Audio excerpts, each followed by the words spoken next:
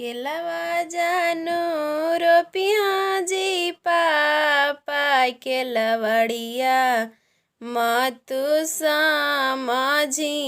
हाँ केलवड़िया मतु समझी हाँ कहेला पढ़वला जी पापायन जानो भैया के दजवायन जानो भैया के दजवा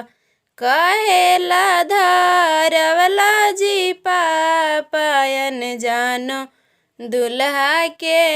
हाथवायन जानो दुल्हा के हाथवा ज्ञान ला पढ़वली गे बेटियन जानो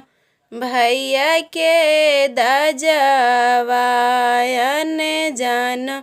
भैया के दजवा